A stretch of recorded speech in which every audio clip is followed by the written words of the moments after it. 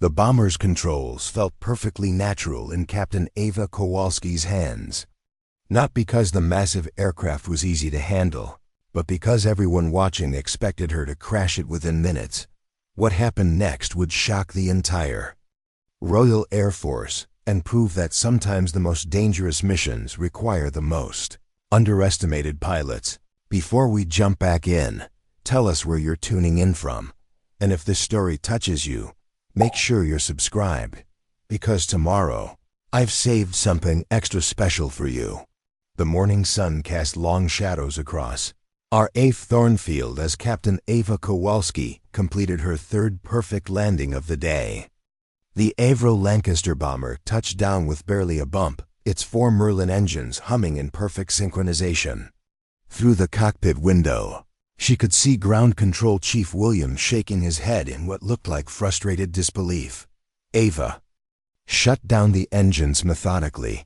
Each switch and lever moved with the precision that had made her one of Poland's finest pilots before the war scattered her homeland to the winds. Now, 18 months after arriving in England with nothing but her flight experience and determination to fight the Nazis, she sat in the pilot's seat of Britain's most formidable heavy bomber, and nobody wanted her there. Another textbook landing. Kowalski, her navigator, Flight Lieutenant James Morrison, said as he gathered his charts. Unlike most of the crew, Morrison had seen enough combat to recognize skill when he witnessed it. Though I suspect Williams would rather see you fail. Spectacularly. Ava unbuckled her harness and stretched her shoulders. At 26, she was older than many of the bomber pilots, but her compact frame and dark hair pulled back in regulation style made her appear younger. More importantly, her gender made her an anomaly that the RAF wasn't quite sure how to handle. "He'll get his wish soon enough," Ava replied in accented English, her voice carrying the weariness of someone who'd fought this battle too many times. "Training flights are one thing. They'll never let me fly a combat mission." As they climbed down from the aircraft, Ava caught sight of the other crews returning from their own training runs. Some nodded respectfully. Word had spread about her flying abilities. Others made no effort to hide their skepticism. A few openly stared, still adjusting to the sight of a woman emerging from a bomber's cockpit. Squadron Leader Blackwood approached across the tarmac, his weathered face set in its permanent expression of military disapproval. Behind him walked 3 other pilots from A Squadron, including Flight Lieutenant Crawford, whose family's aviation legacy stretched back to the dawn of powered flight. "Kowalski," Blackwood called out, his voice carrying across the sunny airfield. "Word is you're requesting assignment to active bombing runs over Germany." Ava straightened to attention. "Yes, sir. I've completed all training requirements and logged more hours in the Lancaster than any pilot in my class." Crawford stepped forward, his pristine uniform and aristocratic bearing a stark contrast to Ava's practical flight gear. "With respect, sir, there's a difference between training flights over the English countryside and dodging Messerschmitts over Berlin. Some responsibilities require experience that can't be taught in peacetime exercises." The implication hung in the air like smoke from the aircraft engines. Ava had heard variations of this argument dozens of times since arriving at Thornfield. Her gender, her foreign origin, her lack of combat experience with the RAF, each factor was used to justify keeping her grounded when missions mattered most. "I've flown combat missions before," Ava said quietly, her hands clenched at her sides. "During the invasion of Poland, I flew reconnaissance and supply runs under enemy fire. I've seen what war looks like from a cockpit. Flying a civilian aircraft during a retreat is hardly the same as commanding a 7-man crew on strategic bombing missions," Crawford replied smoothly. "These operations require split-second decisions that affect not just the pilot, but the entire crew and mission success." Squadron Leader Blackwood studied Ava for a long moment. The afternoon sun highlighted the stress lines around his eyes, evidence of too many young men lost over enemy territory. Every decision he made carried the weight of lives in the balance. "The Lancaster isn't a fighter plane, Kowalski," Blackwood said finally. "It's a strategic weapon carrying 10 tons of explosives into the heart of enemy territory.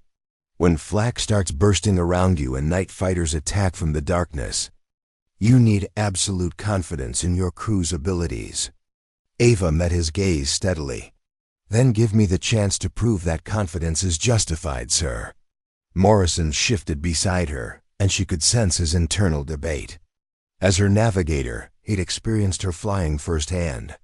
He knew her capabilities better than anyone, but speaking up would mean challenging the established hierarchy.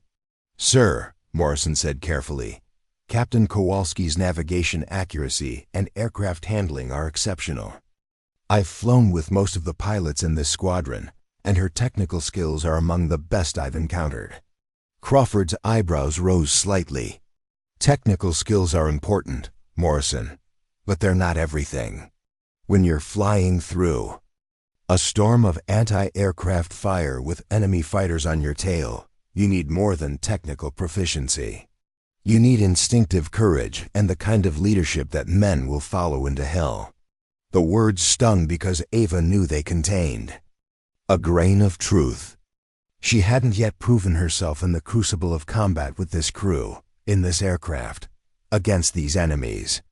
But she also knew that without opportunity, proof would remain forever out of reach. What would it take? Ava asked directly, looking Blackwood in the eye. "What would I need to do to earn a combat assignment?" Blackwood exchanged glances with Crawford, and something passed between them that Ava couldn't quite read.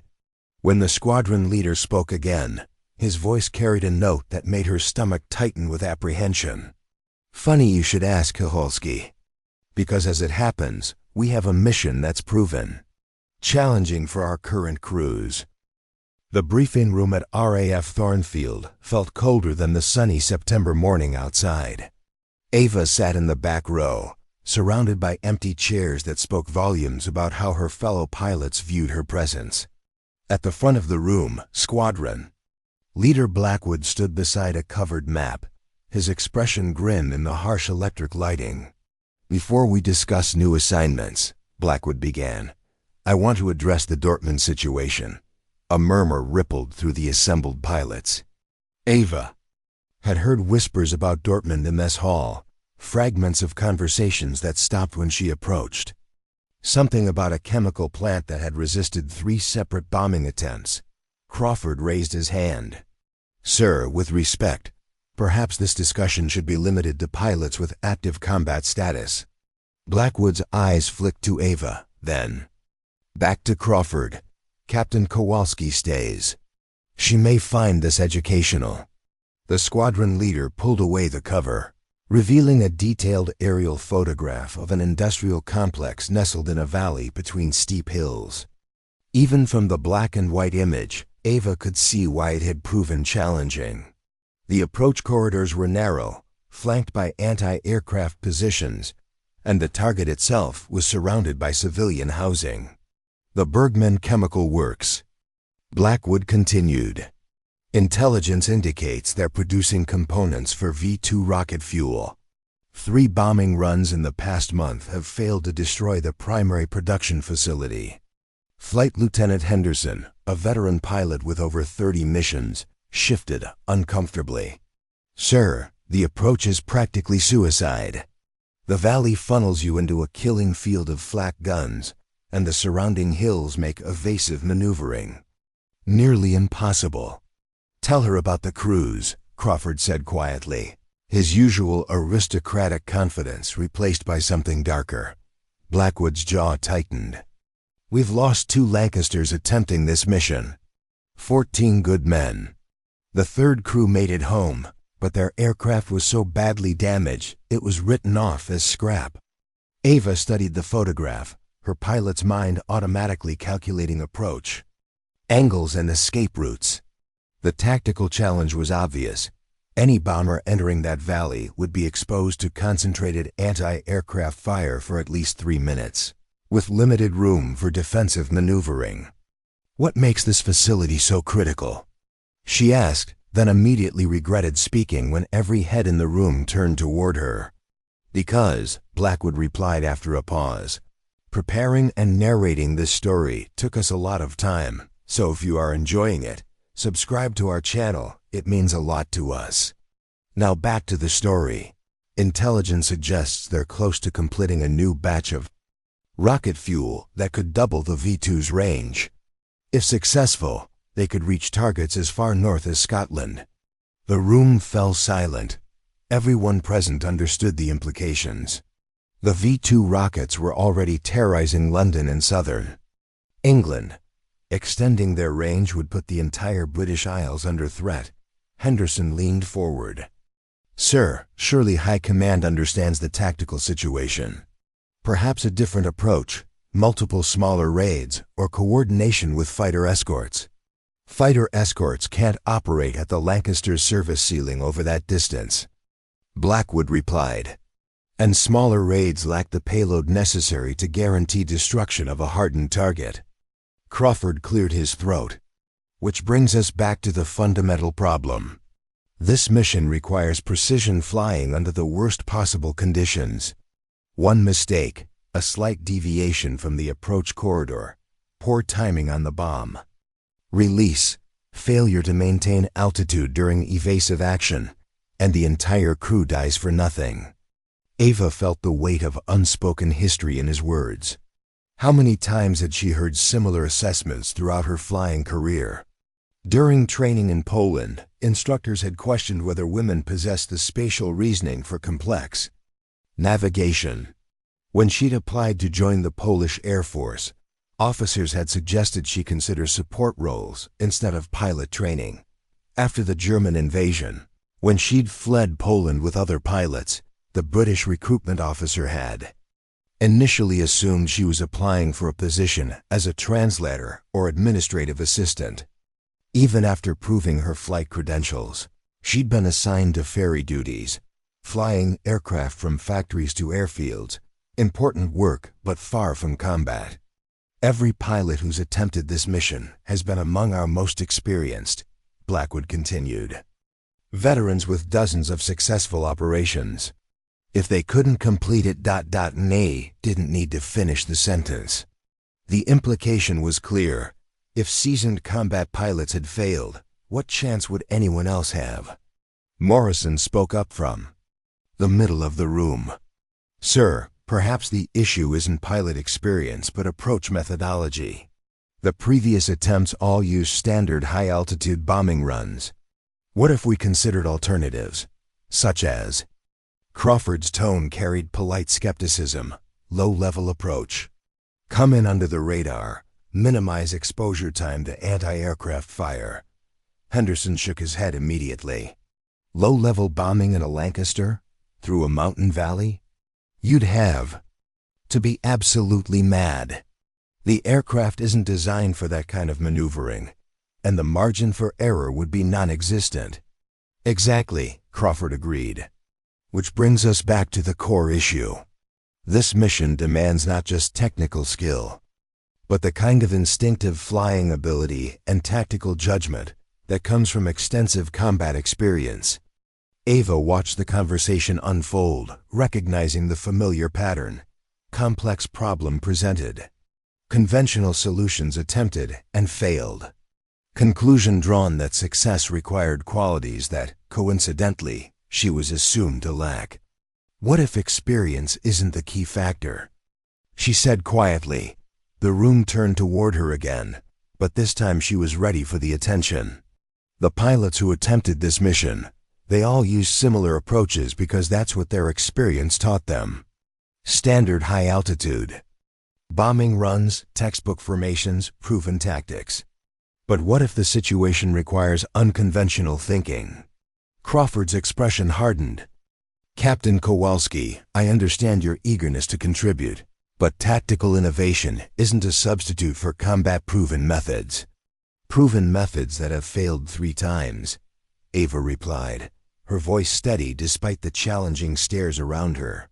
Sometimes the most dangerous missions require pilots who haven't yet learned what's supposed to be impossible. Blackwood studied her with newfound interest. What exactly are you suggesting, Kowalski? Ava stood and approached the map, her pulse quickening as she committed to a course that would either prove her worth or confirm every doubt about her capabilities. Give me the mission, sir. Let me show you what fresh eyes and unconventional thinking can accomplish. The silence that followed was deafening. Through the briefing room windows, Ava could hear the distant sound of aircraft engines and the everyday activities of a functioning airbase.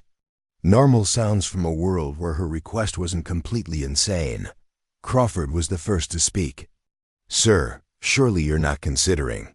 I'm considering, Blackwood interrupted, that we've tried everything else.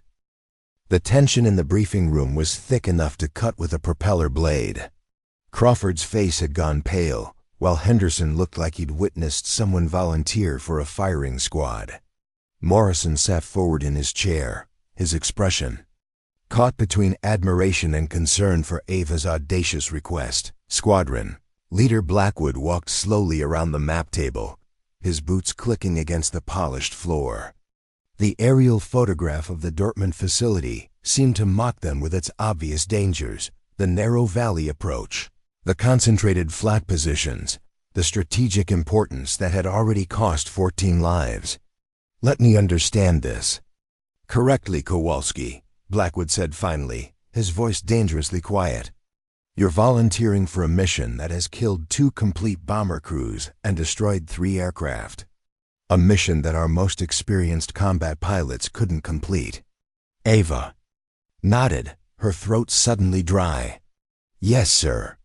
A mission, Crawford interjected, that requires precision flying through concentrated anti-aircraft fire, perfect navigation under combat conditions, and split-second tactical decisions that affect 7 lives.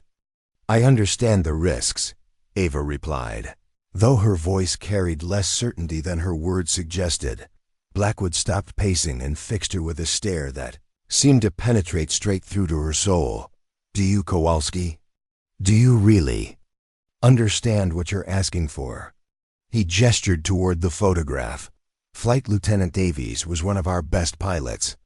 37 successful missions over Germany. He died in that valley along with his entire crew because the flak was so concentrated it turned his Lancaster into scrap metal in under 2 minutes. The room fell silent except for the distant sound of aircraft engines warming up outside. Ava could feel the weight of everyone's stares, the collective disbelief at her presumption. Captain Mills survived the second attempt, Blackwood continued relentlessly. Want to know what he told me when they carried him out of his burning aircraft? He said the anti-aircraft fire was so intense it looked like fireworks on New Year's Eve. Continuous explosions from the moment you enter the valley until you escape, if you escape. Henderson shifted uncomfortably. Sir, perhaps we should consider alternative targets. Surely High Command has other priorities that don't require such extreme risk. High Command has made their priorities clear, Blackwood snapped. The Bergman facility represents an existential threat to British civilians. Every day it remains operational brings us closer to V-2 rockets falling on Edinburgh and Glasgow. Crawford stood and approached the map, pointing to the narrow valley entrance. The tactical situation is impossible, Captain Kowalski. The approach corridor is barely wide enough for a Lancaster's wingspan, surrounded by hills that eliminate any possibility of evasive maneuvering. You're essentially flying into a shooting gallery where the targets can't shoot back.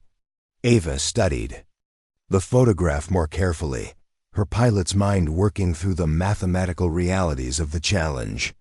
Wind patterns in the valley would create turbulence that could throw off bombing accuracy. The surrounding peaks would limit radio communication with base.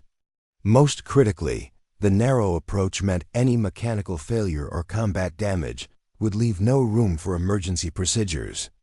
What about weather conditions? She asked. Were the previous attempts made under similar circumstances? Blackwood consulted a folder of mission reports. First attempt was made during a night raid in clear conditions. Second was a dawn attack, with partial cloud cover. Third was attempted during overcast conditions that limited visibility. All different weather, all experienced pilots, all failed, Crawford summarized grimly. Which suggests the problem isn't environmental conditions or pilot inexperience. It's the fundamental impossibility of the mission itself. Morrison finally spoke up. Sir, Captain Kowalski has demonstrated exceptional aircraft handling under challenging conditions. Her precision flying and navigation accuracy are genuinely outstanding. Outstanding compared to what? Crawford demanded. Training exercises over peaceful English countryside? Morrison, with respect, you can't compare.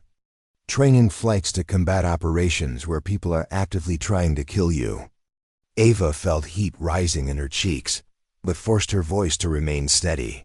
What would it take to convince you that I'm capable of completing this mission? Blackwood and Crawford exchanged a look that made Ava's stomach clench with apprehension. There was something calculating in their expressions, as if they'd been waiting for exactly this question. Interesting that you should ask, Blackwood said slowly. Because as it happens, we've developed a test that might provide some insight into your suitability for this type of operation. The way he emphasized suitability made it clear that he expected her to fail spectacularly. Crawford smiled. But there was no warmth in it. We call it the Thornfield Gauntlet. It's a low-level navigation course that simulates many of the challenges you'd face over Dortmund. How low-level? Morrison asked suspiciously. 50 feet above ground level. Blackwood replied. Through a series of valleys and around obstacles that require precision flying and split-second timing. The course includes simulated flak bursts, emergency maneuvering requirements, and a precision bombing run on a target roughly the same size as the Bergman facility. Ava's pulse quickened. 50 feet was extremely low for a heavy bomber, requiring constant attention and leaving no margin for error. Any mistake in altitude or navigation would result in controlled flight into terrain, pilot terminology for crashing into a mountain. The course record is held by Flight Lieutenant Davies. Crawford continued, his voice carrying ominous significance. The same Davies who died attempting the Dortmund mission. His time was 18 minutes, 37 seconds. What happens if I complete the course? Ava asked. If you complete it faster than Davies's record, Blackwood said, and demonstrate the precision bombing accuracy required for the Dortmund mission, then we'll discuss your combat assignment. The challenge hung in the air like a death sentence. Ava understood immediately that this wasn't really about giving her an opportunity. It was about providing a spectacular demonstration of why women shouldn't be trusted with combat operations. And if I fail? She asked quietly. Crawford's smile widened. When you fail, Kowalski, you'll be transferred to ferry duties permanently. No more training flights, no more combat requests, no more disrupting squadron operations with impossible demands. Blackwood nodded gravely. The test will be conducted tomorrow morning at 0800 hours. Weather conditions are expected to be clear with moderate winds, ideal flying conditions, so there won't be any environmental excuses for failure. Ava looked around the room at the faces staring back at her. Henderson appeared genuinely concerned for her safety. Morrison looked conflicted between loyalty and realism. Crawford seemed pleased, as if he'd already witnessed her failure and found it satisfying. I need a crew, she said finally. You'll have a volunteer crew, Blackwood replied. Anyone willing to risk their life on your experiment. The implication was clear. Any crew willing to fly with her would be either desperate or foolish. Possibly both. Morrison stood up slowly. I'll navigate. Crawford raised an eyebrow. Morrison, surely you understand the risks. I understand. That Captain Kowalski is the finest pilot I've flown with, Morrison interrupted. If anyone can complete this course, it's her. Ava felt a rush of gratitude toward Morrison, followed immediately by the crushing weight of responsibility. If she failed, She wouldn't just be ending her own combat aspirations, she'd be risking the life of the one person who believed in her. "Thank you, Morrison," she said quietly, then looked directly at Blackwood. "I accept your challenge, sir." Blackwood nodded grimly. "Then God help you both." The officers' mess that evening buzzed with subdued conversation, punctuated by the clink of cutlery against plates. Word of Ava's challenge had spread throughout RAF Thornfield with the speed of aviation fuel igniting, and every table seemed to be discussing the upcoming test in hushed, skeptical tones. Ava sat alone at a corner table, picking at her shepherd's pie while studying aerial charts of the Thornfield Gauntlet course. The route looked like a sadistic maze designed by someone who understood exactly how to kill bomber crews efficiently. Tight turns around rocky outcroppings, altitude changes that would test the Lancaster's structural limits, and precision waypoints that required split-second timing. "Mind if I join you?" Morrison's voice interrupted her concentration. She looked up to see her navigator, holding a cup of tea and wearing an expression that mixed determination with barely concealed anxiety. "Of course," Ava said, gesturing to the empty chair across from her, "though you might want to reconsider your volunteer status. I've been studying this course for 3 hours, and it looks designed to kill people." Morrison settled into his chair and spread his own charts on the table. "Which is exactly why we need to approach it differently than Davies did." Ava raised an eyebrow. "You have ideas?" "I've been thinking about what you said in the briefing room about unconventional thinking." Morrison pointed to a particularly challenging section of the course. Davies was an exceptional pilot, but he flew by the book. Textbook approaches, standard procedures, proven methods. Methods that got him through 37 combat missions, Ava pointed out. "And methods that failed at Dortmund," Morrison countered. "Look at this section here, the valley approach around Devil's Peak. Davies would have maintained standard altitude and airspeed, following regulation procedures for terrain clearance. Ava studied the topographical markings. Devil's Peak was a granite monolith that jutted up from the Yorkshire countryside like an ancient warning. The course required pilots to navigate around it while maintaining precise altitude and timing." "What are you suggesting?" Morrison leaned forward conspiratorially. "What if we don't follow regulations? What if we use the terrain instead of fighting it?" Before Ava could respond, Crawford appeared at their table uninvited. His uniform was immaculate as always, and his aristocratic bearing made it clear he considered himself superior to the foreign pilot and her working-class navigator. "Kowalski," Crawford said without preamble, "I wanted to speak with you before tomorrow's attempt." "I'm listening," Ava replied carefully. Crawford pulled out a chair and sat down without being invited. "I want you to understand that this isn't personal. Your flying skills are adequate. Better than adequate, actually.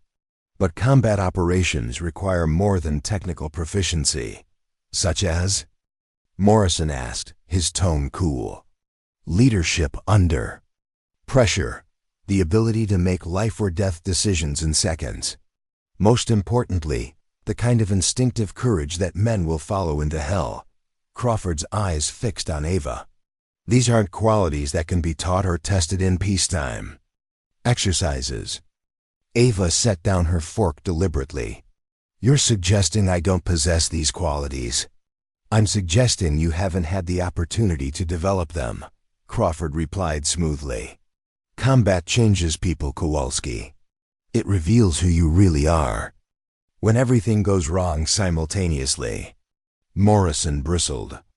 "Captain Kowalski flew combat missions during the invasion of Poland. Flying supply runs during a military collapse isn't the same as leading bomber crews into concentrated enemy defenses," Crawford interrupted. "She's never had to hold formation while flak bursts around her aircraft. Never had to maintain course while fighters attack from the darkness. Never had to make the decision to continue a bombing run when half her crew is wounded." The words stung because they contained undeniable truth.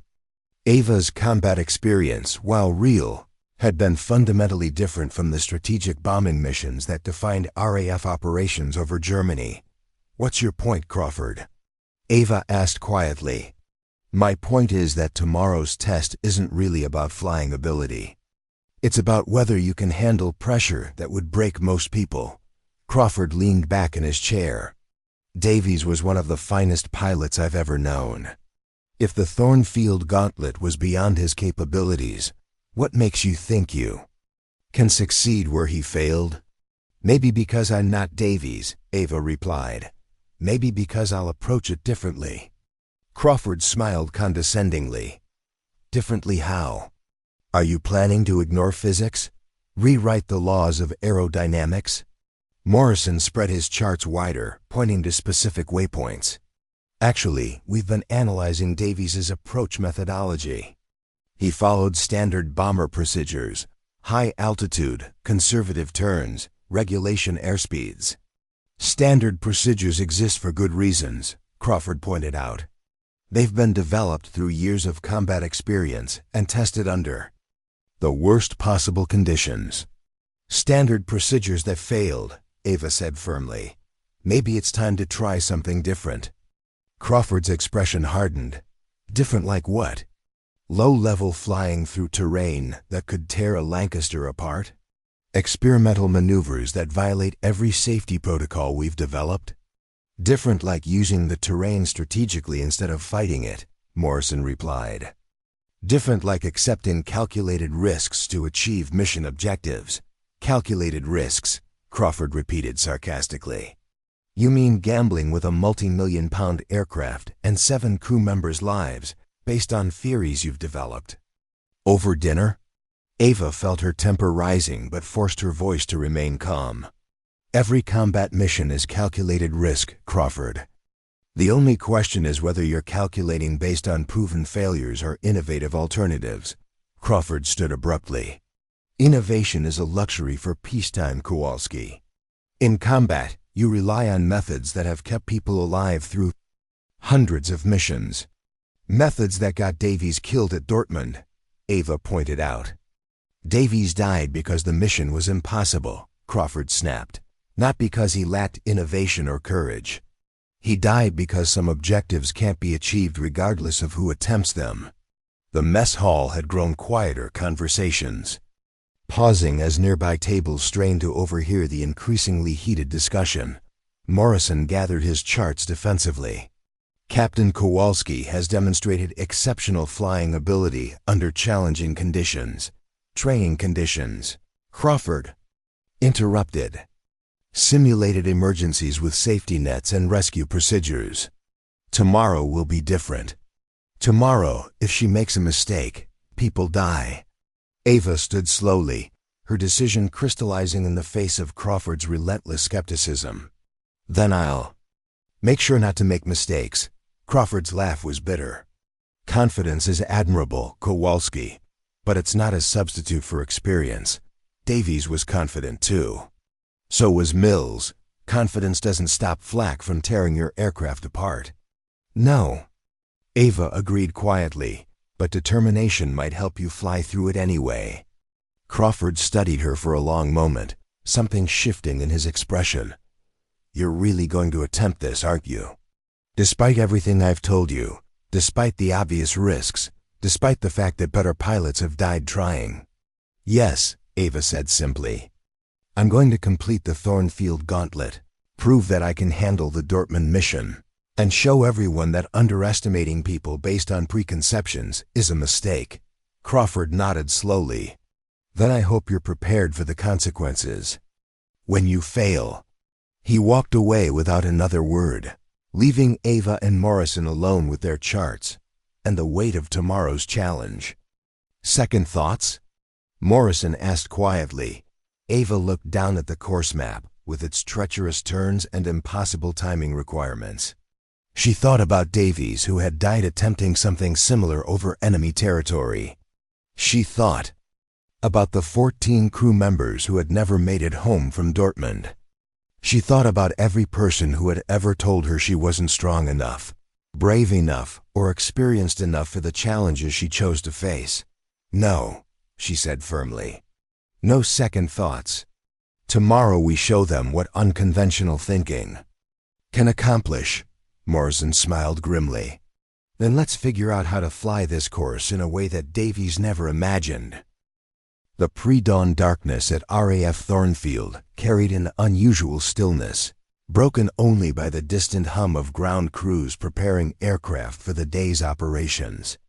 Ava had been awake since 0400 hours, unable to sleep despite her body's exhaustion.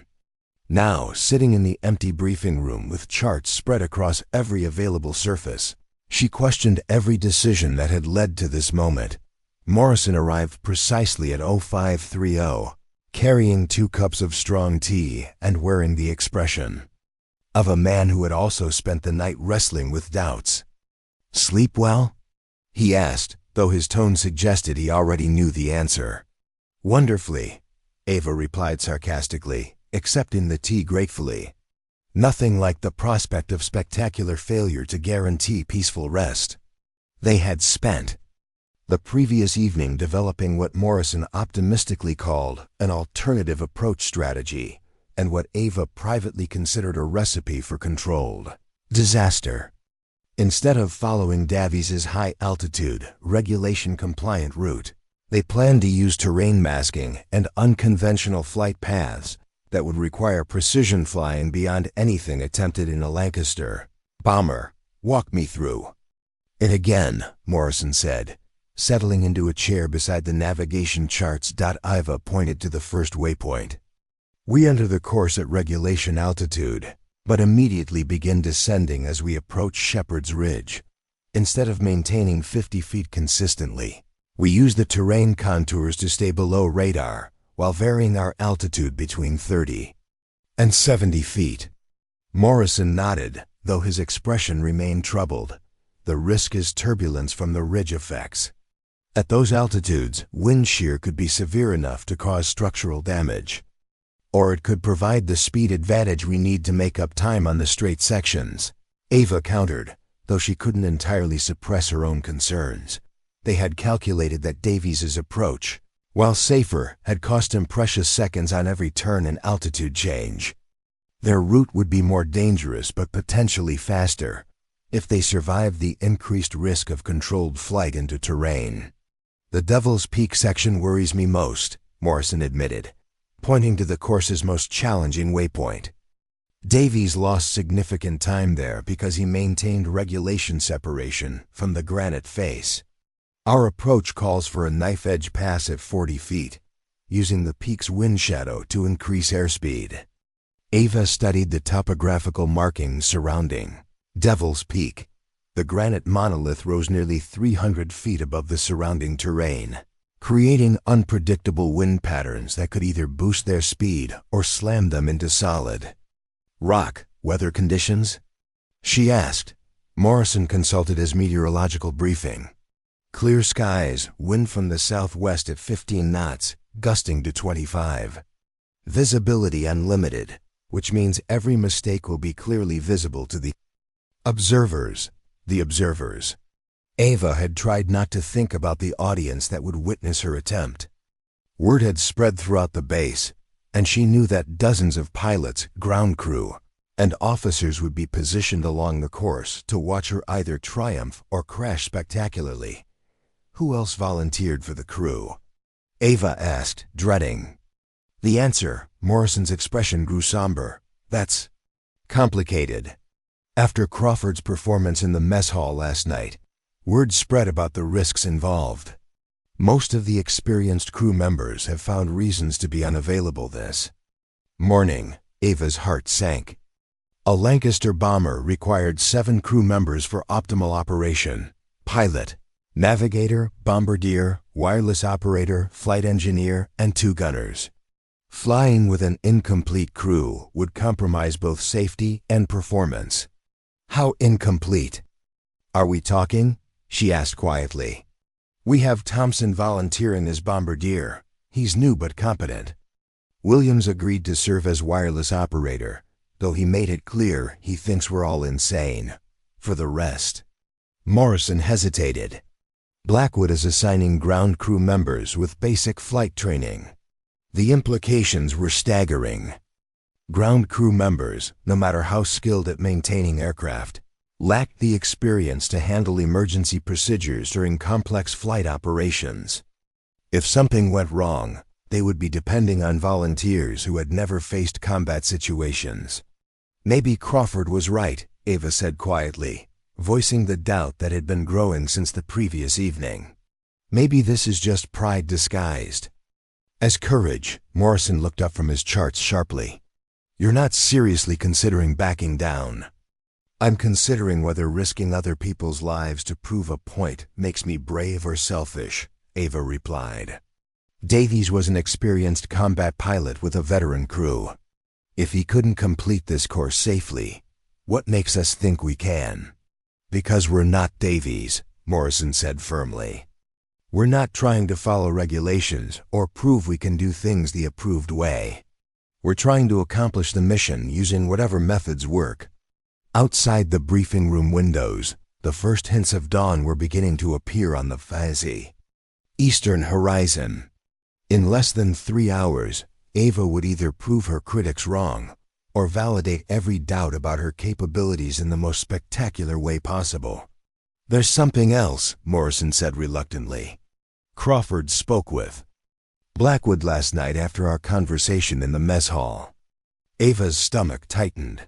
What kind of conversation? Apparently, Crawford expressed concerns about the safety implications of our unconventional approach. He suggested that allowing you to attempt the course with inexperienced crew members would be criminally negligent. And Blackwood's response? Morrison's smile was grim. Blackwood told Crawford that if experienced crew members weren't willing to volunteer, that was their choice. But the test would proceed as scheduled. Ava appreciated Blackwood's fairness, but she also understood the impossible position it created. If she succeeded with an inexperienced crew, critics would claim the course had been made easier. If she failed, they would argue that proper crew experience might have prevented disaster. Final weather check, Morrison said, consulting his latest meteorological update. Conditions remain favorable. Clear skies, moderate winds, excellent visibility. No environmental excuses for failure. Ava walked to the window and stared out at the airfield where ground crews were already preparing her Lancaster bomber. Even in the dim pre-dawn light, she could see the aircraft's imposing silhouette, 4 engines, massive wingspan, the unmistakable profile of Britain's primary strategic bomber. Morrison, she said quietly, if this goes badly, I want you to know that I appreciate your faith in my abilities. But I also want you to understand that you don't have to prove anything by risking your life. Morrison stood and joined her at the window. Ava, I've flown with dozens of pilots since joining the RAF. Some were better shooters. Some had more combat experience. Some came from better families or more prestigious backgrounds. He paused, his voice growing serious. But I've never flown with anyone who combines technical skill with the kind of determination that refuses to accept limitations. If anyone can complete this course, it's you. Ava felt a surge of gratitude mixed with crushing responsibility. Morrison's confidence meant everything, but it also meant that failure would disappoint not just her critics, but the one person who truly believed in her capabilities. Then let's go prove them wrong, she said, though her voice carried more determination than confidence. As they gathered their charts and prepared to leave the briefing room, Ava caught sight of a figure approaching across the airfield. Even in the dim morning light, Crawford's aristocratic bearing was unmistakable. What's he doing here so early? Morrison muttered. Ava watched Crawford's purposeful stride toward the operations building, probably making sure he has the best view when I crash into Devil's Peak. But as Crawford drew closer, something in his expression suggested his motivations might be more complex than simple schadenfreude. He looked like a man wrestling with doubts of his own. Come on, Ava said, squaring her shoulders. Time to find out if unconventional thinking can triumph over impossible odds. The Avro Lancaster bomber sat on the tarmac like a sleeping giant, its 4 Merlin engines gleaming in the early morning sunlight. Ground crews swarmed around the aircraft, conducting final checks and preparations for what everyone at RAF Thornfield was calling either Kowalski's folly or the morning's entertainment, depending on their level of cynicism. Ava completed her external inspection methodically, checking control surfaces, engine intakes, and landing gear with a thoroughness that had become second nature during months of training flights. But this morning, every rivet and cable seemed to carry additional weight, the knowledge that mechanical failure during the Thornfield gauntlet would likely prove fatal. "She's in perfect condition," Chief Mechanic Roberts announced, approaching with his clipboard and professional pride. Engines tuned to factory specifications, all systems checked and double-checked. "If you're going to attempt something insane, at least you'll be doing it in a reliable aircraft." "Your confidence is overwhelming," Ava replied dryly, though she appreciated Roberts's meticulous attention to detail. Morrison emerged from the aircraft's nose section, where he'd been making final adjustments to his navigation equipment. All instruments calibrated and ready. Radio check completed with the control tower. The crew gathering around the Lancaster represented a mixture of volunteers and reluctant participants that spoke volumes about the perceived risks involved. Thompson, the bombardier, looked eager but nervous. This would be his first flight in anything more challenging than routine training exercises. Williams, the wireless operator, appeared professionally competent, but skeptical about their chances of survival. Most concerning were the 3 ground crew members who had volunteered for gunner and flight engineer positions. While technically qualified to operate the aircraft systems, none had experience with emergency procedures during complex flight operations. "Final briefing," Morrison announced, spreading a course chart across the aircraft's wing. "We'll be flying at altitudes between 30 and 70 feet, following waypoints that require precision timing and unconventional approach angles." Sergeant Davies from the ground crew, volunteering as flight engineer, studied the route with obvious concern. "Sir, some of these altitude changes, they're asking a lot from the aircraft's structural limits." "The Lancaster is designed to handle extreme stress," Ava replied, though she shared his concerns. "Our job is to stay within those limits while pushing every other performance parameter to maximum efficiency." Crawford appeared across the tarmac, walking with Squadron Leader Blackwood and several other officers who would serve as official observers. Even at a distance, Ava could see the mixture of anticipation and skepticism in their expressions. "Time to go," Morrison announced, checking his watch. "Engines start in 15 minutes. The crew began boarding through the aircraft's various access points. Ava climbed into the pilot's seat and began her pre-flight checklist, each switch and lever moved with deliberate precision. The Lancaster's cockpit was spacious compared to fighter aircraft, but filled with instruments and controls that required constant attention during flight operations. Morrison settled into the navigator's position behind her, spreading charts and preparing his equipment for the challenging course ahead. Through the cockpit windows, Ava could see vehicles arriving at observation points along the route. Word had spread throughout the base, and it seemed like half of RAF Thornfield intended to witness her attempt. "Observer aircraft ready for takeoff," Williams reported from his wireless position. "They'll be monitoring our progress and ready to coordinate rescue operations if necessary." The casual mention of rescue operations sent a chill down Ava's spine. Everyone expected her to crash spectacularly, and they were prepared to clean up the wreckage. "Engine start checklist," Ava announced, beginning the complex sequence required to bring 4 Merlin engines to life. The first engine coughed, then roared to life with mechanical thunder that vibrated through the entire aircraft. One by one, The remaining engines joined the symphony until the Lancaster was surrounded by the distinctive sound of synchronized power. All engines running normally, Davies reported from the flight engineer's position. Oil pressure good, temperatures within limits. Ava advanced the throttle slightly, feeling the massive aircraft strain against its wheel chocks. The sensation was intoxicating. 4 engines producing over 5,000 horsepower combined, waiting to be unleashed against the challenging course ahead. Thornfield Tower. This is Lancaster Able 7 requesting taxi clearance for the Gauntlet. Course, Ava announced into her radio. Able 7, you are cleared to taxi. Wind southwest at 15 knots, visibility unlimited. Good luck. The tower controller's voice carried a note of genuine concern that made Ava's stomach tighten with apprehension. Even the professionals who managed aircraft operations daily seemed to expect disaster. Ava released the wheel brakes and advanced the throttles, feeling the Lancaster begin its ponderous movement toward the runway. The aircraft was never graceful. On the ground, too large, too heavy, designed for flight rather than surface operations. As they taxied past the observation areas, Ava caught glimpses of the assembled crowd. Pilots stood in small groups, discussing the technical challenges ahead. Ground crews had abandoned their routine duties to watch the proceedings.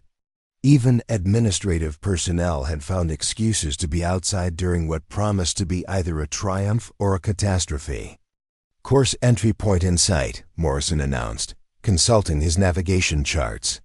First waypoint is Shepherd's Ridge, bearing 070 degrees, distance 4 miles. Ava positioned the Lancaster at the runway threshold, running through final checks. Before takeoff, the aircraft felt different this morning, heavier with expectation, more responsive to control inputs, as if it understood the importance of the challenge ahead.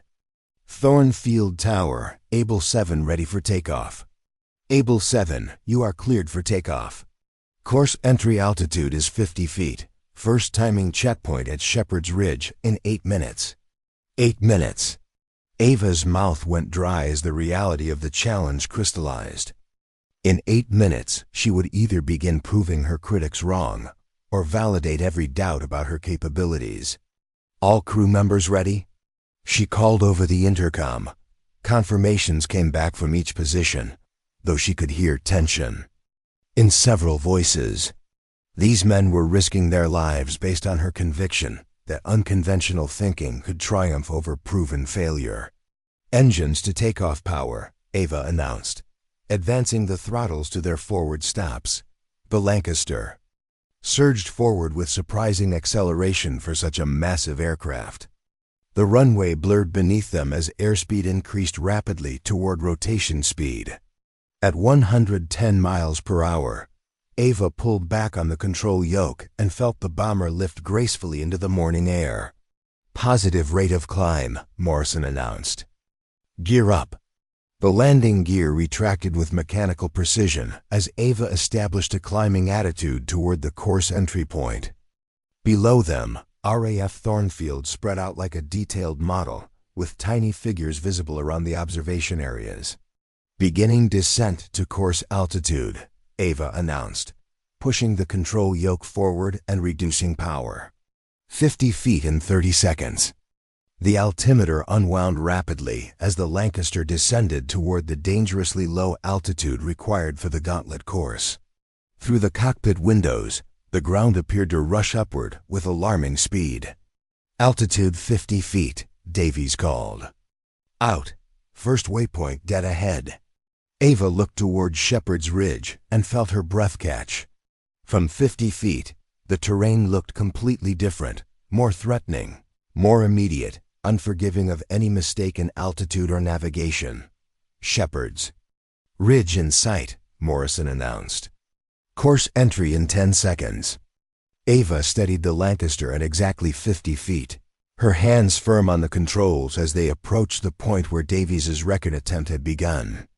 Everything that followed would determine whether courage and innovation could triumph over experience and conventional wisdom. Course entry. Now, Morrison called out that the Thornfield gauntlet had begun. The first challenge came immediately. Shepherd's Ridge rose from the Yorkshire countryside like a sleeping giant, its rocky face creating treacherous wind patterns that had caught inexperienced pilots off guard for decades. At 50 feet, the Lancaster felt every air current with bone-jarring intensity. "Wind shear from the ridge," Davies called out from the flight engineer's position, his voice tight with concentration. "We're getting buffeted pretty badly." Ava felt the aircraft buck and roll as conflicting air currents tried to push them off course. The massive bomber, designed for high-altitude stability, protested violently against the low-level turbulence. Through the cockpit windows, the ridge face appeared close enough to touch, gray limestone, marked with patches of vegetation that blurred past with frightening speed. "Maintain course," Morrison instructed, his voice steady despite the aircraft's violent motion. "Ridge passage in 15 seconds. Instead of fighting the turbulence with brute force, Ava did something that would have horrified her instructors. She reduced power slightly and allowed the aircraft to ride the wind currents, using the Lancaster's natural stability to find smooth air between the worst buffeting. "What are you doing?"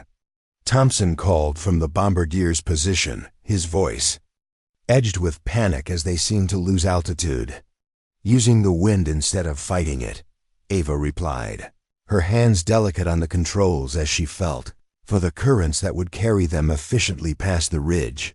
The technique worked. Instead of the grinding, engine-straining passage that conventional wisdom demanded, the Lancaster seemed to surf through the turbulent air, maintaining course while conserving precious time and fuel. "Ridge passage complete," Morrison announced, with obvious relief. "Time to first waypoint, 2 minutes, 47 seconds. Ava's heart leaped. Davies's time to the same waypoint had been 3 minutes, 12 seconds. Their unconventional approach was already paying dividends, but the celebration was premature. "Second waypoint ahead," Morrison continued. "Hawking Valley, bearing 095 degrees. This is where Davies lost significant time. Ava could see why immediately. Hawking Valley was a narrow cut between two hills that required precise navigation and perfect timing. The regulation approach called for maintaining altitude while following the valley's serpentine course, but their alternative plan was far more aggressive. "Beginning descent to 30 feet, Ava announced, pushing the control yoke forward. 30 feet? Williams's voice cracked from the wireless operator's position. "Ma'am, that's below regulation minimums for terrain clearance." "Regulation minimums are why Davies couldn't make time through this section," Ava replied, watching the altimeter unwind toward the dangerously low altitude dot at 30 feet. The valley walls seemed to close in around them like a granite canyon. The Lancaster's wingspan barely fit between the rocky outcroppings, and any miscalculation would result in catastrophic impact with solid stone. But the lower altitude also provided unexpected advantages. The valley's unique topography created a ground effect that increased the aircraft's lift efficiency, while the narrow walls blocked crosswinds that would have pushed them off course at higher altitudes. "Navigation looks good," Morrison reported, though his voice carried the strain of someone trying to appear calm while calculating their chances of survival. "Valley exit in 45 seconds. Ava could feel sweat beading on her forehead, despite the cool morning air. Every instinct screamed that flying a heavy bomber through terrain at 30 feet was suicidal, but the results spoke for themselves. They were making excellent time while maintaining precise navigation. "Aircraft on the ridgeline," Davies suddenly called out. "Looks like an observer aircraft." Through her peripheral vision, Ava caught sight of a smaller aircraft maintaining position above the valley, undoubtedly carrying officials monitoring their progress. She wondered if they were documenting a triumph or preparing to witness a spectacular crash. "Valley exit coming up," Morrison announced.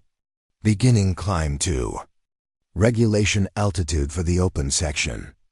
Ava pulled back on the controls, feeling the Lancaster respond sluggishly to the altitude change.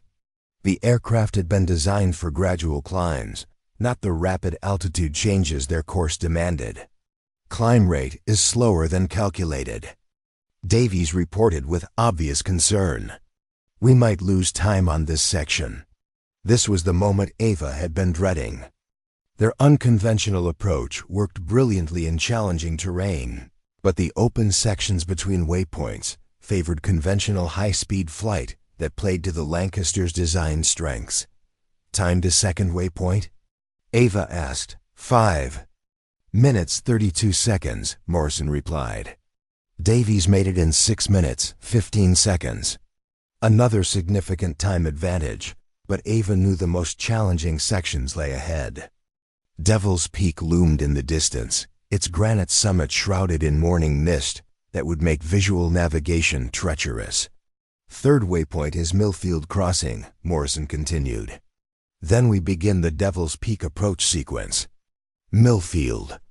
Crossing required a precision turn around a radio mast that rose 200 feet above the surrounding countryside. At regulation altitude, pilots had plenty of room for error.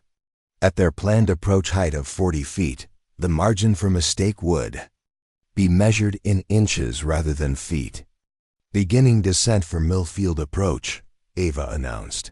Though her voice carried less confidence than before, the radio mast appeared ahead like a skeletal finger pointing toward the sky. Red warning lights blinked rhythmically along its length, marking obstacles that could tear an aircraft apart in milliseconds.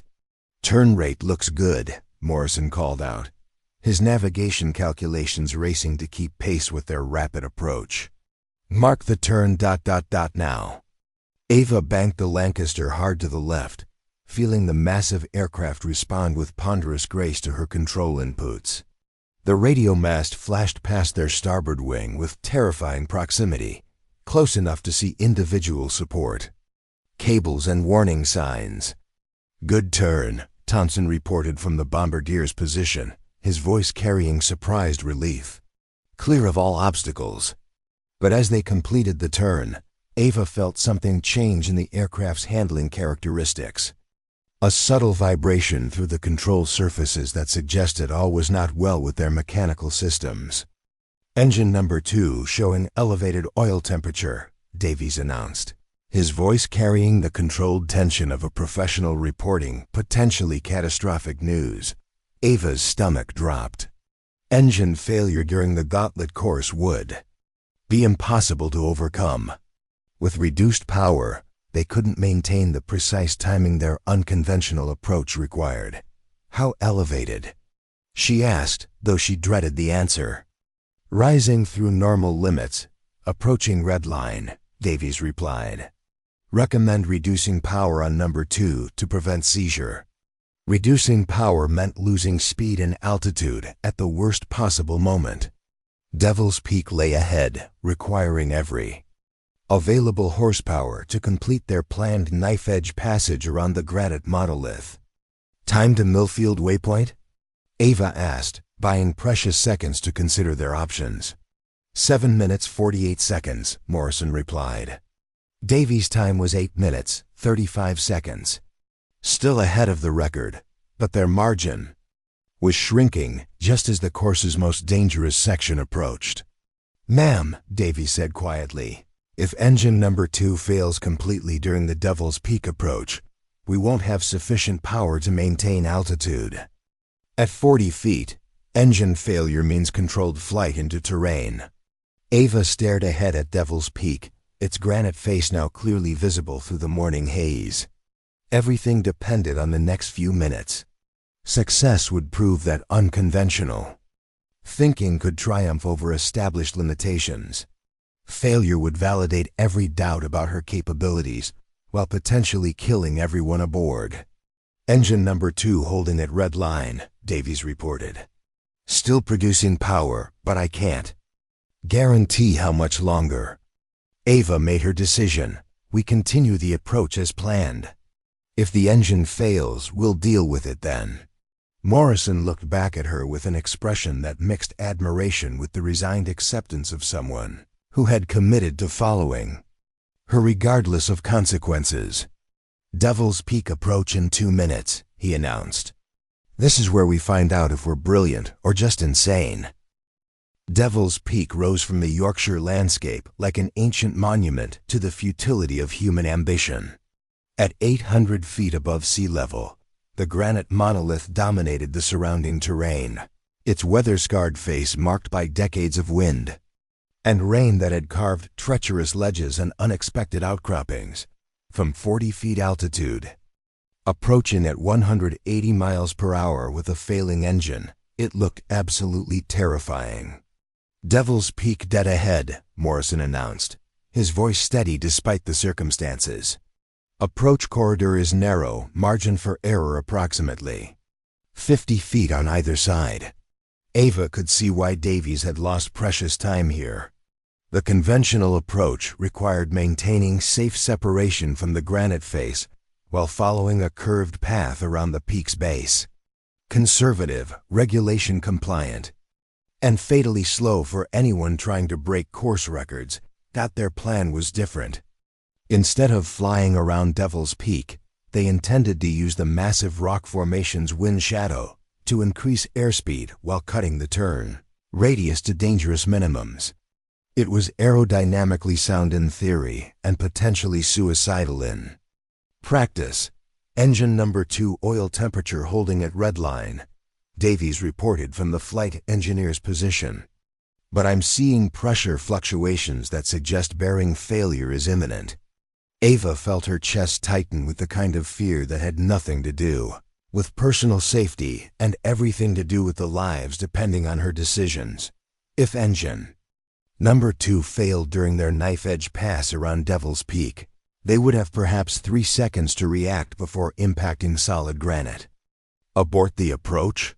Morrison asked quietly, reading her expression. The question hung in the air like a death sentence. Aborting would mean climbing to safe altitude, completing the course using conventional methods, and accepting defeat. Continuing meant risking everything on a maneuver that had never been attempted in a 4-engine bomber. Through the cockpit windows, Ava could see the observer aircraft maintaining position at a respectful distance. She wondered if they were documenting history in the making or preparing to report the location of wreckage. "We continue," Ava said finally. "But everyone needs to be ready for emergency procedures if engine 2 fails." "Ma'am," Davies said carefully, "at our approach altitude, emergency procedures won't help. If we lose that engine during the turn, we'll impact the granite face before we can react."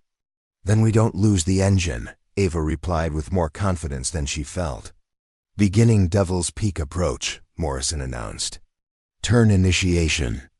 In 30 seconds, Ava could feel the massive aircraft responding to the changing air currents as they approached the granite monolith. Devil's Peak created a complex pattern of wind flows, updrafts on the windward side, turbulent downdrafts in its shadow, and treacherous crosscurrents where different air masses collided. "Engine number 2 pressure dropping," Davies reported, his voice tight with concentration. "Oil temperature approaching critical limits. 20 seconds to turn initiation." Ava's hands were steady on the controls, but her mind raced through contingency plans. If engine 2 failed during the turn, could they complete the maneuver on 3 engines? The mathematics were borderline impossible, especially at their dangerously low altitude. "Turn initiation in 10 seconds," Morrison called out. Ava could see the exact point where they would begin their knife-edge pass around Devil's Peak, a narrow corridor between the granite face and the minimum safe altitude that would either prove their unconventional approach or destroy them in the most spectacular way possible. "Mark the turn ... now." Ava banked the Lancaster hard to starboard, feeling the massive aircraft respond with ponderous grace to her control inputs. Immediately, they entered Devil's Peak's wind shadow, and the effects were dramatic. The air became smooth as glass, turbulence disappearing as if someone had turned off a switch. More importantly, Their airspeed began increasing as the wind shadow reduced drag and the peak's unique topography created favorable air currents. Airspeed increasing, Thompson reported from the bombardier's position, his voice carrying surprised delight. We're gaining 15 knots from the wind effect. Ava felt a surge of vindication. Their unconventional approach was working exactly as calculated, providing speed advantages that conventional wisdom insisted were impossible. But then engine number 2 chose that moment to announce its impending failure with a grinding vibration that shook the entire aircraft. Engine 2 bearing failure imminent, Davies called out, his voice edged with barely controlled panic. Oil pressure dropping rapidly, temperature climbing toward seizure. They were halfway through the turn around Devil's Peak, committed to a flight path that offered no room for error or emergency procedures. The granite face flashed past their starboard wing, close enough to see individual cracks and mineral veins in the ancient stone. Can we complete the turn on 3 engines? Morrison asked, though his tone suggested he already knew the answer. Not at this altitude, Ava replied, her voice steady despite the crushing realization that they were probably about to die. We need full power to maintain lift in the turn. The engine vibration was getting worse, accompanied by mechanical grinding. Sounds that suggested catastrophic failure was seconds away. Through her peripheral vision, Ava could see Devil's Peak's granite face filling the starboard windows, close enough that engine failure would give them no time to react. Engine 2 oil pressure failing, Davies reported, his voice now carrying the resigned tone of someone reporting the inevitable. Seizure in 5.4.3. Ava made a decision that violated every safety protocol she'd ever learned. Instead of reducing power on the failing engine, she advanced all 4 throttles to maximum emergency power. The effect was immediate and terrifying. Engine number 2's death throes became a mechanical scream of tortured metal, but the increased power from engines 1, 3, and 4 provided just enough additional thrust to maintain their turn rate. What are you doing? Davies called out, in horror as engine 2's temperature indicators climbed into the red zone. Buying time, Ava replied through gritted teeth, fighting to maintain control as the failing engine created asymmetric thrust that tried to yaw them into the granite face. The Lancaster shuddered and bucked like a wounded animal, but somehow maintained its knife-edge turn around Devil's Peak. The granite face continued flashing past their wing, but they were holding course and maintaining just enough altitude to clear the rocky outcroppings. Turn completion in 10 seconds, Morrison announced, his voice carrying the strained calm of someone who had accepted that they were either about to triumph spectacularly or die horribly. Engine number 2 chose that moment to seize completely. Its propeller windmilling uselessly as internal components destroyed themselves in a cascade of mechanical failure. Engine 2 complete failure, Davies reported unnecessarily, as the sudden loss of power and increase in drag threw the Lancaster into a violent yaw.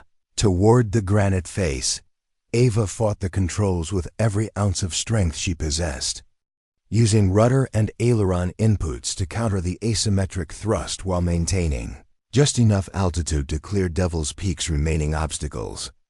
Turn completion. Now, Morrison called out. They emerged from Devil's Peak's shadow into clear air beyond, the granite monolith falling behind them as they continued on course with one engine, completely failed and mechanical damage that made normal flight characteristics unpredictable. Devil's Peak passage complete, Morrison announced with obvious amazement. Time, 11 minutes, 15 seconds. Ava's heart leaped despite their mechanical problems. Davies's time for the same section had been 13 minutes 42 seconds. Even with engine failure, their unconventional approach had gained them over 2 minutes on the course record. Engine assessment? Ava asked, though she dreaded the answer. Engine 2 is completely destroyed, Davies replied. But engines 1, 3, and 4 are running normally. We can continue on 3 engines, but performance will be significantly reduced. Through the cockpit windows, Ava could see the final section of the Thornfield gauntlet stretching ahead. 2 more challenging waypoints followed by the precision bombing run that would determine whether their sacrifice had achieved anything meaningful. Can we maintain course timing on 3 engines? Morrison asked. Ava looked at the remaining challenges ahead, calculated their reduced performance capabilities, and realized they were about to find out whether determination could overcome mechanical failure. "We're about to find out," she replied, advancing the remaining 3 throttles and preparing for the final test of their unconventional approach. The Lancaster limped through the Yorkshire countryside on 3 engines, its damaged power plant creating asymmetric thrust that required constant attention to maintain straight flight. Ava's arms ached from fighting the controls, but her determination had crystallized into something harder than the granite they just survived. "5th waypoint approaching," Morrison announced, consulting his navigation charts despite the aircraft's violent vibrations. "Thornfield Bridge, bearing 120 degrees. This section requires precision altitude control." Ava could see the ancient stone bridge spanning a narrow valley ahead. The course demanded they fly beneath the bridge's arch, a maneuver that required perfect timing and altitude control under normal circumstances. With 1 engine failed and unpredictable handling characteristics, it bordered on impossible. "Bridge clearance is 35 feet, Morrison continued. "Approach window is approximately 4 seconds at our current airspeed." Current airspeed being significantly reduced thanks to our mechanical situation, Davies added grimly from the flight engineer's position. "We're losing time on this section." Ava checked their chronometer against Davies's record pace. Despite their spectacular success at Devil's Peak, the engine failure was costing them precious seconds on every straight section. The mathematics were becoming uncomfortably close. "Bridge approach in 60 seconds, Morrison called out. "Recommend beginning descent to approach altitude." Instead of following conventional wisdom, Ava had developed a different plan during their flight between waypoints. Rather than descending early and flying level beneath the bridge, she intended to dive through the arch at the last possible moment, using gravity to maintain airspeed despite their reduced power. "Beginning descent." "Now," Ava announced, pushing the control yoke forward more aggressively than Morrison expected. "That's a steep descent angle," Thompson observed from the bombardier's position, his voice tight with concern. The Lancaster plunged toward the bridge arch with increasing speed, gravity compensating for their lost engine power. Through the cockpit windows, the stone bridge grew larger with alarming rapidity, its ancient arch framing a narrow window of survival. "Altitude 30 feet, Davies called out. "Bridge passage in 10 seconds. Ava could see individual stones in the bridge's construction, weathered by centuries of Yorkshire weather. The arch seemed impossibly narrow for a 4-engine bomber, especially one flying with damaged flight characteristics. 5 seconds. 3. The Lancaster flashed beneath the bridge with mere feet of clearance, stone walls blurring past their wingtips. For a terrifying instant, Ava thought they might clip the ancient structure, but then they were through and climbing away from the valley. "Bridge passage complete," Morrison announced with obvious relief. Time, 14 minutes, 38 seconds. Davies's time for the same waypoint had been 15 minutes, 12 seconds. They were still holding their advantage, but barely. "Final waypoint ahead," Morrison continued. "Millbrook Ridge, then the precision bombing target." The bombing run would determine whether their entire effort had meaning beyond simply proving personal courage. The target was a concrete structure roughly the same size as the Dortmund chemical facility, requiring accuracy that would translate directly to combat effectiveness. "Target in sight," Thompson reported from the bombardier's position. "Beginning. Bombing approach checklist. Ava could see the concrete target structure positioned in an open field, surrounded by accuracy markers that would measure their precision. Miss by more than 50 feet, and their record-breaking flight would be dismissed as impressive, but tactically meaningless. "Bomb bay doors open," Thompson announced. "Approaching release point." The Lancaster shuddered as its bomb bay doors opened, creating additional drag that further complicated their flight characteristics. With asymmetric thrust from the failed engine and increased drag from the open bay, maintaining precise altitude and airspeed required constant control inputs. "Wind conditions?" Ava asked, knowing that crosswinds could push their practice bombs off target, regardless of aircraft positioning. "Southwest at 20 knots, gusting to 25, Morrison replied. "Acceptable for precision bombing, but will need to compensate for drift." Through the bombardier's position, Thompson was calculating release timing while accounting for their reduced airspeed and altered flight characteristics. One practice bomb, one chance to prove their unconventional approach, had practical combat value. "Approaching release point," Thompson called out. "Target bearing 180 degrees, range decreasing." Ava held the Lancaster steady despite the mechanical challenges, her hands firm on the controls as they lined up for the crucial moment. Everything depended on the next few seconds. "Release point in 10 seconds, Thompson announced. 5.4.3.2. Release. The practice bomb fell away from the aircraft, and Ava felt the Lancaster lift slightly as it shed the weight. Through her windows, she watched the bomb's trajectory toward the concrete target below. "Bomb away," Thompson reported. "Impact in 15 seconds. Those 15 seconds stretched like eternity. Ava maintained course while Morrison tracked their position and Davies monitored their damaged engines. Everyone aboard understood that accuracy would determine whether their flight was remembered as brilliant innovation or reckless grandstanding. "Impact," Thompson called out, then paused as he assessed the results through his bomb sight. "Direct hit. Estimated accuracy within 20 feet of target center." A cheer went up from the crew despite their professional military bearing. 20 feet accuracy was exceptional under any circumstances, and extraordinary given their mechanical problems and unconventional approach. "Course completion in sight," Morrison announced. "Final approach to Thornfield Airfield." As they lined up for landing, Ava felt exhaustion mixing with triumph. They had completed the impossible course, broken Davies's record, and demonstrated precision, bombing accuracy that proved combat readiness. But the ultimate test still awaited, whether their success would translate into the Dortmund mission assignment that had started this entire challenge. The Lancaster touched down at RAF Thornfield with a gentle bump that belied the mechanical trauma it had endured during the gauntlet course. As Ava taxied toward the parking area, she could see crowds gathering around the aircraft.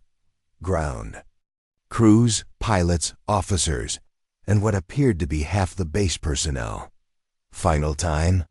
Morrison asked, though his voice suggested he hardly dared hope for good news. Davies consulted his chronometer and flight log with the precision of someone who understood that seconds would determine their fate. Total course time, 17 minutes 42 seconds. The crew fell silent as the implications registered. Davies's record had stood at 18 minutes 37 seconds. They had not only completed the course with a failed engine and unprecedented tactical challenges, they had broken the record by nearly a full minute. "Are you certain?" Ava asked, hardly believing the numbers. "Confirmed," Davies replied, his voice carrying amazement. 17 minutes 42 seconds, with precision bombing accuracy within 20 feet of target center. As Ava shut down the remaining 3 engines, she could see Squadron Leader Blackwood approaching across the tarmac with Crawford and several other officers. Their expressions were unreadable, but the speed of their approach suggested either urgent congratulations or serious disciplinary action. The crew began disembarking through various hatches, each man carrying the subdued excitement of people who had survived something that probably should have killed them. Ground crews immediately swarmed around the aircraft, documenting the destroyed engine and structural damage from their low-altitude flight. "Captain Kowalski," Blackwood called out as Ava climbed down from the cockpit. His voice carried the neutral tone of an officer who had not yet decided whether to court-martial her or recommend her for decoration. "Sir," Ava replied, coming to attention despite her exhaustion. Crawford stepped forward, his aristocratic bearing intact but his expression more complex than his usual skepticism. "That was either the finest display of tactical flying I've witnessed, or the most spectacular example of luck triumphing over physics. Which do you think it was?" Ava asked quietly. Crawford studied her for a long moment, then looked at the damaged Lancaster with its destroyed engine and scorched metal. "I think," he said finally, "that you've proven conventional wisdom isn't always wise." Blackwood consulted his stopwatch and official documentation. 17 minutes, 42 seconds represents a new course record. More importantly, your precision bombing accuracy demonstrates tactical capability that translates directly to combat operations. Morrison stepped forward, still carrying his navigation charts and wearing the expression of someone who had witnessed something extraordinary. "Sir, Captain Kowalski's flying during the engine failure was exceptional. She maintained course control and precision timing under circumstances that would have defeated most pilots." "The engine failure wasn't planned," Crawford observed wryly. "No," Ava agreed, "but combat rarely goes according to plan. The ability to adapt and succeed despite mechanical failure seems relevant to mission readiness." Blackwood exchanged glances with Crawford, and something passed between them that suggested this conversation had been anticipated. "Captain Kowalski, your performance today has been noted and documented. However, exceptional flying ability is only one component of combat readiness." Ava's heart sank. Despite breaking the course record and demonstrating precision under impossible circumstances, she sensed another barrier being erected. "Sir?" she asked carefully. "The Dortmund mission requires more than individual skill," Blackwood continued. "It requires tactical leadership, crew coordination, and the ability to inspire confidence under the worst possible circumstances." Crawford nodded slowly. "Today proved you can fly. The question remains whether you can lead a combat crew into concentrated enemy defenses and bring them home alive." The words stung because they contained truth. Ava had proven her technical abilities and personal courage, but military leadership required different qualities that couldn't be demonstrated through solo achievement. What would it take to prove leadership capability? Morrison asked, his loyalty to Ava overriding military protocol. Blackwood smiled grimly. "Funny you should ask, Morrison. Because as it happens, we've received new intelligence about the Dortmund situation." He gestured toward the operations building where other officers were gathering for what appeared to be an urgent briefing. "The chemical facility has accelerated production. Intelligence suggests they'll complete their enhanced rocket fuel within the week." The implications were staggering. Enhanced V-2 rockets with extended range would put all of Britain under threat, making the Dortmund mission more critical than ever. "High Command has authorized a maximum effort," Crawford continued. "Multiple aircraft, coordinated timing, overwhelming force, and?" Ava asked, though she suspected the answer would be disappointing. "And they want an experienced mission commander who can coordinate complex operations under extreme pressure," Blackwood replied. "Someone who has proven leadership under combat conditions." Ava felt the familiar frustration of circular logic. She couldn't prove combat leadership without combat opportunity, but couldn't get combat opportunity without proven leadership. However, Crawford said quietly, "Recent events have suggested that unconventional thinking might be exactly what this mission requires." Blackwood nodded slowly. "Captain Kowalski, How would you feel about leading a 3-aircraft formation against the most heavily defended target in occupied Europe? The question hung in the air like a challenge and an opportunity combined. Everything Ava had worked toward, fought for, and risked her life to achieve was being offered in a single moment. "When do we leave?" she asked without hesitation. Crawford's smile was the first genuinely warm expression she'd seen from him. "Tomorrow night. You'll have 8 hours to select your crews, plan your approach, and prepare for a mission that could change the course of the war." As they walked toward the operations building for detailed briefing, Ava felt the weight of vindication mixed with crushing responsibility. She had proven herself capable of exceptional individual achievement. Now she had to prove that unconventional thinking could triumph over the deadliest defenses Nazi Germany could deploy. The real test was just beginning. The briefing room at RAF Thornfield hummed with tension as Ava studied the aerial photographs spread across the table. The Bergman Chemical Works looked even more formidable in daylight reconnaissance images, a sprawling industrial complex, nestled in a valley that seemed designed by nature to protect it from aerial attack. "Intelligence update," Squadron Leader Blackwood announced, pointing to recent photographs. "The facility has increased security significantly since our previous attempts. Flak concentrations have doubled, and they've positioned night fighters at nearby airfields." Crawford joined them at the table, his expression grim. "High Command estimates we have perhaps 48 hours before they complete their enhanced rocket fuel production. After that, London and every major British city becomes vulnerable to extended-range V-2 attacks."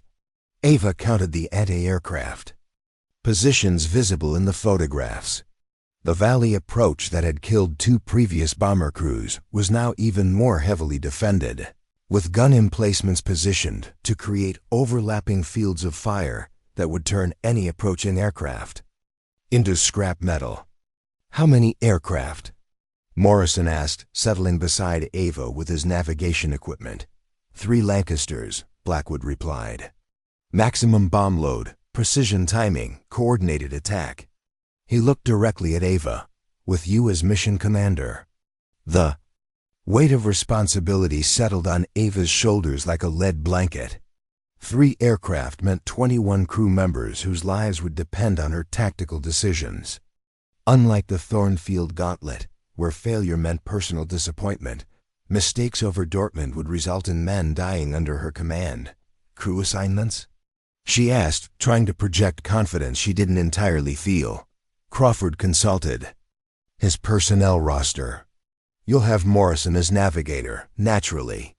Thompson will handle bombardier duties. For the other positions... He paused significantly. "Most experienced crew members have volunteered." Ava raised an eyebrow. "Including people who refuse to fly the gauntlet course." "Success has a way of changing perspectives," Crawford replied. Dryly, "Henderson and Williams specifically requested assignment to your aircraft. The transformation was remarkable. 24 hours earlier, experienced crew members had found excuses to avoid flying with her. Now they were volunteering for what everyone acknowledged was the most dangerous mission attempted by RAF Bomber Command." "Aircraft assignments for the other 2 bombers?" Morrison asked. Blackwood spread out additional charts showing the complete mission profile. "Flight Lieutenant Crawford will command the 2nd Lancaster, with Squadron Leader Patterson leading the 3rd. You'll coordinate the entire formation." Ava felt a surge of apprehension. Crawford's flying skills were exceptional, but coordinating 3 aircraft through the valley approach would require split-second timing and absolute trust between commanders who had been adversaries until yesterday. "Approach strategy?" she asked, studying the topographical maps. "That," Blackwood said with a slight smile, "is where your unconventional thinking becomes critical. Standard high-altitude bombing has failed 3 times. Low-level approaches have been deemed impossible due to terrain limitations." Crawford leaned forward. "Which is why High Command has authorized you to develop whatever tactical approach you believe will succeed." The freedom was both exhilarating and terrifying. Ava had proven that unconventional methods could work under controlled conditions. But the Dortmund Valley contained variables that no training exercise could simulate. Time constraints? Morrison asked, already beginning preliminary navigation. Calculations. Take off at 2,100 hours, Blackwood replied. Target approach during the new moon phase for maximum concealment. Estimated time over target. 2,347 hours. Less than 8 hours to plan an approach that had to succeed were conventional. Wisdom had failed catastrophically. Ava spread the aerial photographs wider, studying every detail of the terrain that would either hide their approach or destroy them completely. What about fighter escort? Thompson asked from across the table. Crawford shook his head grimly. Maximum. Range for this mission exceeds escort capability. You'll be on your own once you cross the channel. Weather forecast?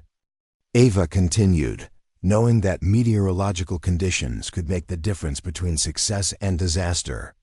Clear skies over the target area, Morrison replied, consulting his briefing materials. Winds from the southwest at 25 knots, gusting to 35. Visibility unlimited. Perfect conditions for precision bombing, but also ideal for enemy fighters and anti-aircraft gunners who would have clear shots at approaching bombers. I need detailed terrain analysis, Ava announced, her tactical planning beginning to crystallize. Topographical maps showing every ridge, valley, and elevation change within 50 miles of the target.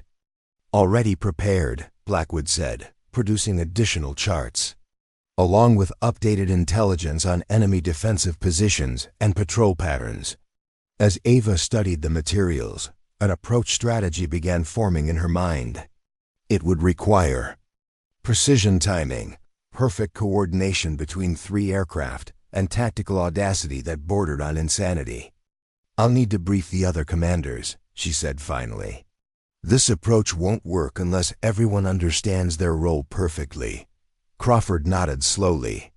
Henderson and Patterson are standing by. Fair warning. They're both experienced combat veterans who may question unconventional tactics.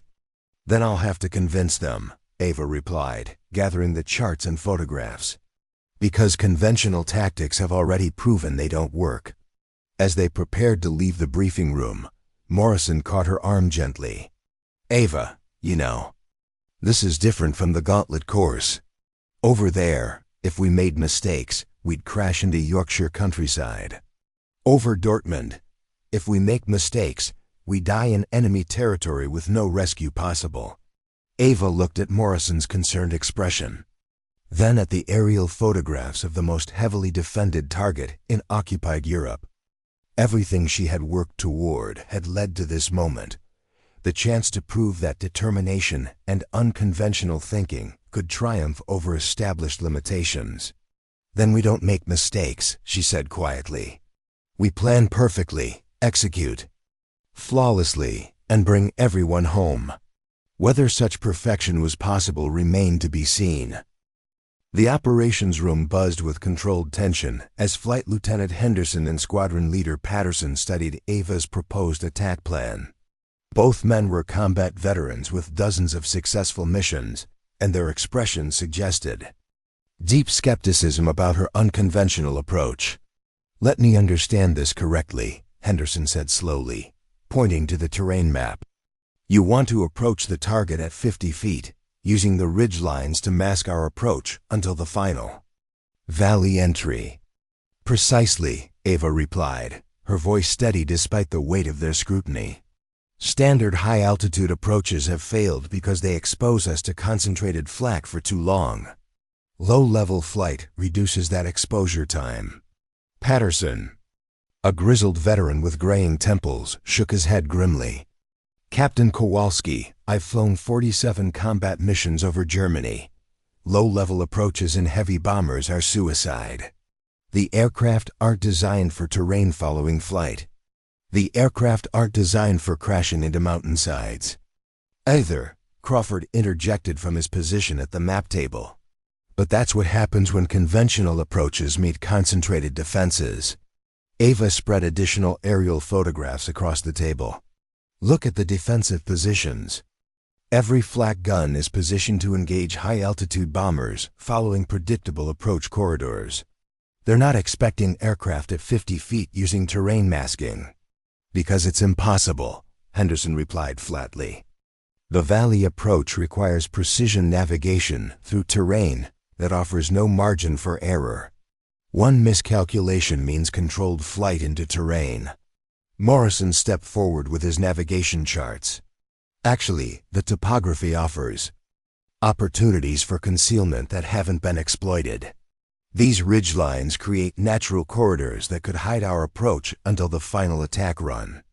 Patterson studied Morrison's calculations with professional interest. The navigation requirements would be extraordinary.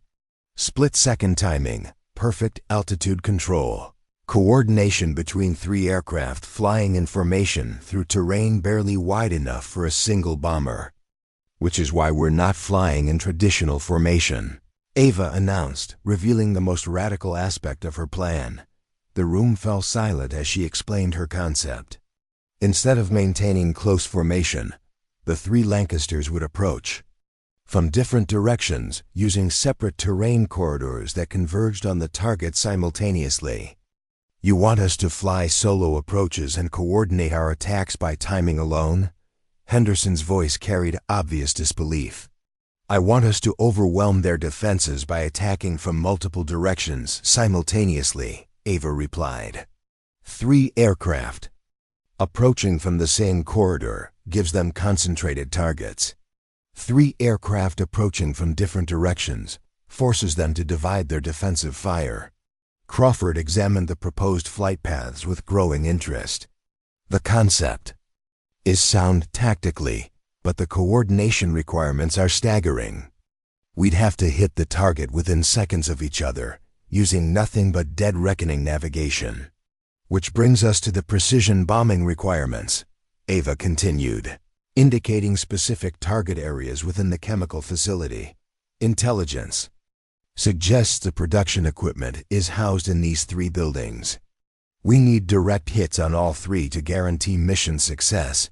Patterson pointed to the target photographs. Those buildings are barely larger than a cricket pitch.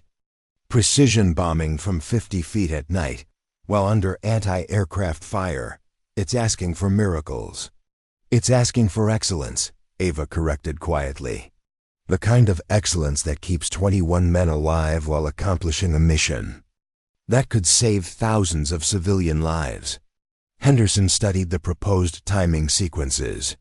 Even if we accept the approach methodology, the escape routes are problematic. Once we attack, every fighter in occupied Europe will be vectored toward our position. Which is why we're not escaping the way we arrived, Ava replied, revealing her final tactical innovation. Instead of retracing their approach routes, each aircraft would escape using different corridors, making interception more difficult while spreading the defensive response across multiple vectors. Morrison consulted his navigation calculations.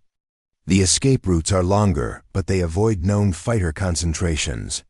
If we maintain low altitude and use terrain masking, we should reach the channel before organized pursuit can be coordinated. Should, Patterson repeated skeptically. This entire plan depends on assumptions that may not hold under combat conditions. Crawford looked around the room at the assembled commanders and crew members. Gentlemen, conventional approaches have failed 3 times. 14 good men have died attempting this mission using proven tactics. Perhaps it's time to acknowledge that some objectives require unprecedented methods. Ava felt the moment balanced on a knife's edge. Everything depended on convincing these experienced combat veterans to trust unconventional tactics developed by someone they had considered unqualified 24 hours earlier. I'm not asking you to believe in me, she said quietly. I'm asking you to believe in mathematics, physics, and tactical innovation that gives us advantages no previous mission has possessed. Henderson examined the terrain charts one final time. The approach corridors are barely wide enough for a Lancaster's wingspan. Any turbulence, any navigation error, any mechanical problem, any of those factors could destroy us using conventional approaches too, Ava pointed out. At least this way, we'll be destroyed attempting something new rather than repeating proven failures. Patterson stood slowly, his decision crystallizing. Captain Kowalski, this is either brilliant tactical thinking or elaborate suicide. I hope. You're right about which. So do I, Ava replied honestly. Because in 6 hours, we'll find out definitively. As the briefing concluded and crews began their final preparations, Ava felt the weight of command settling heavily on her shoulders. 21 lives would depend on tactical decisions she had, developed in less than 8 hours. Success would prove that unconventional thinking could triumph over the most formidable defenses Nazi Germany could deploy. Failure would validate every doubt about her qualifications while killing some of the finest aircrew in the Royal Air Force. The ultimate test of her abilities was about to begin. The 3 Lancasters roared through the darkness over occupied Europe, their Merlin engines synchronized in a deadly symphony that carried them toward the most heavily defended target in Nazi Germany. At 50 feet above the German countryside, Ava could see individual trees and farmhouses flashing past her cockpit windows with terrifying clarity. First navigation checkpoint confirmed, Morrison announced through the intercom. All aircraft on course, timing perfect. Through her radio headset, Ava could hear brief transmissions from Henderson and Patterson as they guided their own bombers through separate terrain corridors toward the convergence point. The coordination was working flawlessly, but the real test lay ahead in the valley that had already claimed 14 lives. Target valley in sight, Morrison reported, his voice tight with concentration.